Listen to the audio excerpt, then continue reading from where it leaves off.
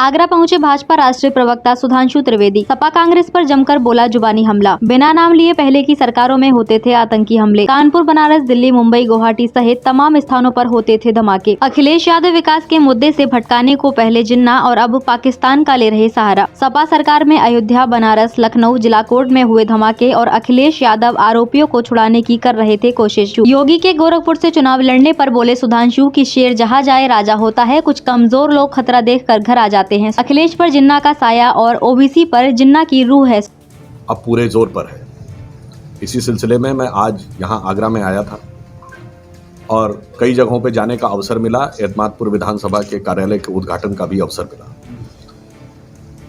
मैं आज आपके सम्मुख उत्तर प्रदेश में भारतीय जनता पार्टी की सरकार ने क्या क्या कार्य किए हैं इन विषयों को रखना चाहता था, परंतु यहाँ आने के साथ ही शौचालय उपलब्ध कराना हो, घर आवास उपलब्ध कराना हो, आयुष्मान भारत में उसको मुफ्त इलाज उपलब्ध कराना हो, वहाँ से लेकर विकास के बड़े सोपानों तक, चाहे पश्चिमी उत्तर प्रदेश में मेरठ का एक्सप्रेसवे हो या जेवर का एयरपोर्ट हो या पूर्वी उत्तर प्रदेश में पूर्वांचल एक्सप्रेसवे हो या लखनऊ में intermediate range ballistic missile BrahMos बनाने की फैक्ट्री हो, यानी हमने चतुर्दिक विकास किया है और इनकी सोच केवल और केवल कट्टरपंथ की ओर है।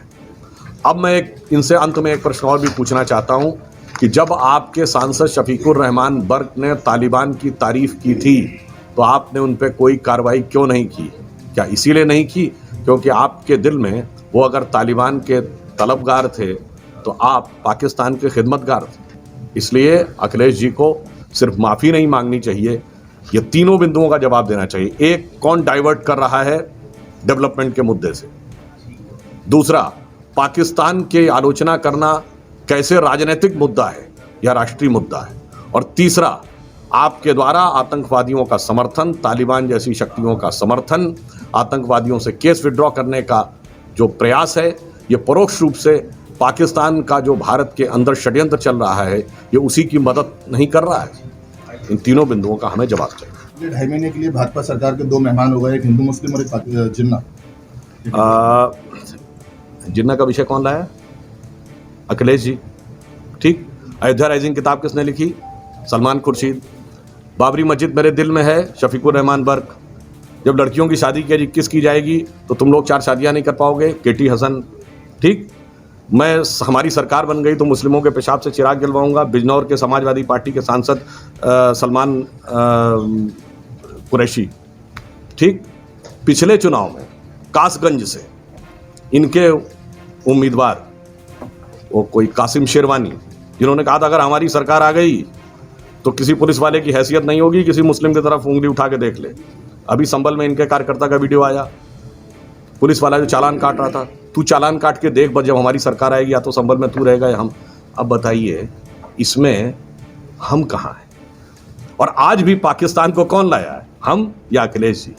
इसीलिए हम कहना चाहते हैं कि ये चेहरे पे कुछ और है और दिल में कुछ और है। विकास पर ये बात करने की स्थिति में याद दिलाना चाहता हूँ, इसका भी उत्तर दे रहा हूँ। ये 2012 में मुंबई में तो आज़ाद मैदान में अमर जवान ज्योति के साथ बदतमीजी हुई थी, लात मारी गई थी। कौन बोला था इसमें से? वो अमर जवान ज्योति नहीं थी। और इस अमर जवान ज्योति का मैं जवाब देता हूँ। देखिए, ये इंडिया गेट के पास है, आप जाके इंडिया गेट में देखिए क्या लिखा है। Built in the memory of king George V visited India 1911। और उन पे किन सैनिकों के नाम खुदे हैं? Those who have laid down their life for the service of the British empire.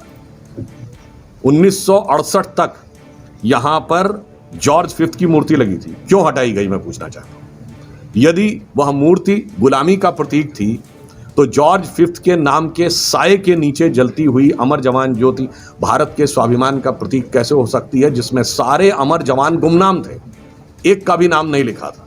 स्वतंत्र भारत का हमने समर स्मारक बनाया जिसमें एक एक जवान का, बलिदानी शहीद जवान का नाम उत्कीर्ण है।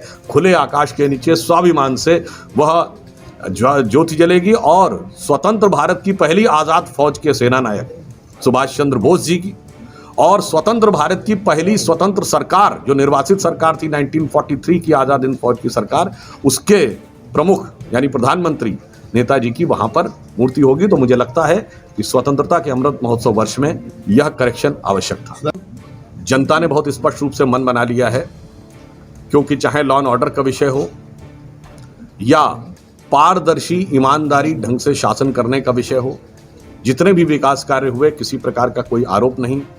चाहे नौकरियों में चयन का मामला हो, कोई नहीं कह सकता कि किसी क्षेत्र विशेष को, किसी वर्ग विशेष को या किसी विशेष व्यवस्था के द्वारा किसी को लाभ प्राप्त करके पद प्राप्त हो रहा है। इसलिए उत्तर प्रदेश की जनता, मैं आगरा जनपद में आया, मुझे इस बात का पूर्ण विश्वास है, यहाँ सभी की सभी 9 सीटें भारतीय जनता पार्टी। लाल चश्मा घर 25 सालों से आपकी सेवा में। लाल चश्मा घर, जहां मिलते हैं आपको Rebel, Titan, Prada, Boss, Armani, Oakley brand के चश्मे, साथ ही अत्याधुनिक मशीनों द्वारा आंखों की जांच भी उपलब्ध है। तो आइए लाल चश्मा घर, भूतेश्वर मंदिर के सामने, मथुरा।